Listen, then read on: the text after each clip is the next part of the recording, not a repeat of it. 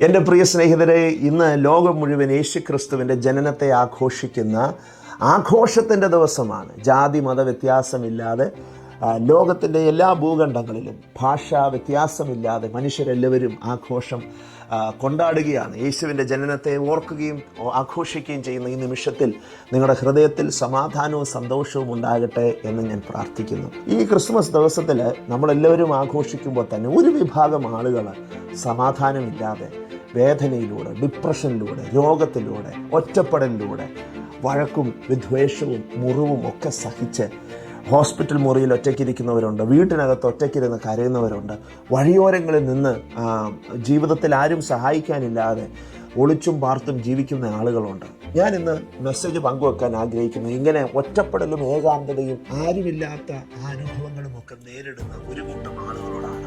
ഓർക്കുക, നിങ്ങളോട് പറയാൻ ഈ ക്രിസ്മസ് ദിവസത്തിൽ ദൈവത്തിനൊരു സന്ദേശമുണ്ട്. എന്താണ് ആ സന്ദേശമെന്നായിരിക്കും നിങ്ങൾ ചിന്തിക്കുന്നത്.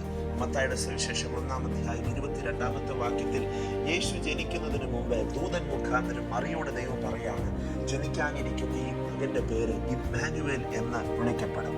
ഇമ്മാനുവേൽ എന്ന വാക്കിന്റെ അർത്ഥം ദൈവം നമ്മോട് കൂടെ.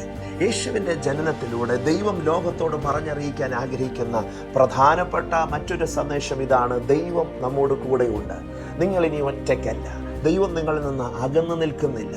അതുവരെ മനുഷ്യൻ്റെ ഹൃദയത്തിൽ ദൈവത്തെക്കുറിച്ചുണ്ടായിരുന്ന ചിന്ത മറ്റെവിടെയോ നിന്ന് ഭൂമിയെ ഭരിക്കുന്ന, ജീവിതത്തെ നിയന്ത്രിക്കുന്ന ഏതോ ഒരു അദൃശ്യനായ ഒരു വ്യക്തി അല്ലെങ്കിൽ അദൃശ്യമായ ഒരു ശക്തി, സകലത്തെയും തൻ്റെ കൈപ്പിടിയിൽ ഒതുക്കി വെച്ചിരിക്കുന്ന ഒരു പരമാധികാരി എന്നൊക്കെയുള്ള ചിത്രം ലോക ചരിത്രത്തിൽ വിവിധ മനുഷ്യൻ്റെ ബുദ്ധിയിൽ നിന്ന് ഉരുത്തിരിഞ്ഞു വന്ന ആലോചനകളിലൂടെ മനുഷ്യൻ പഠിപ്പിച്ചു വെച്ചപ്പോൾ ദൈവം പറയാണ്, അതല്ല സത്യം. ദൈവം നിങ്ങളോട് കൂടെ, ദൈവം നിങ്ങളുടെ അരികിൽ, നിങ്ങളെ സഹായിക്കുവാൻ, നിങ്ങളെ സ്നേഹിക്കുവാൻ, നിങ്ങളോട് കൂടെ എപ്പോഴും ആയിരിക്കുവാൻ, നിങ്ങളുടെ ഒറ്റപ്പെടലിൻ്റെ, ഏകാന്തതയുടെ, മുറിവിൻ്റെ, രോഗത്തിൻ്റെ, കഷ്ടത്തിൻ്റെ അവസ്ഥകളിൽ എല്ലായ്പ്പോഴും സുഖത്തിലും ദുഃഖത്തിലും നിങ്ങളോട് കൂടെ ഉണ്ടായിരിക്കുന്ന ആ ദൈവത്തിൻ്റെ സാന്നിധ്യം. പ്രിയമുള്ളവരെ, ക്രിസ്തുമസ് നമ്മളോട് പറയുന്ന പ്രധാനപ്പെട്ട സന്ദേശം ഇതാണ്: ദൈവം നമ്മോട് കൂടെ ഉണ്ട്.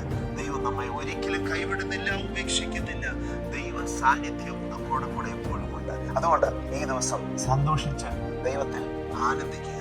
കരയാതെ, ഒറ്റപ്പെട്ട് ഇരിക്കാതെ നിങ്ങൾ ആ നിരാശയിൽ നിന്ന്, ഇരുട്ടിൽ നിന്ന് പുറത്തു വരിക. അതിനായി ഈ സന്ദേശം നിങ്ങൾ ഇടയാക്കട്ടെ എന്ന് പ്രാർത്ഥിക്കുന്നു. നാളെ വീണ്ടും കാണാം. കർത്താവിൻ്റെ സാന്നിധ്യം എപ്പോഴും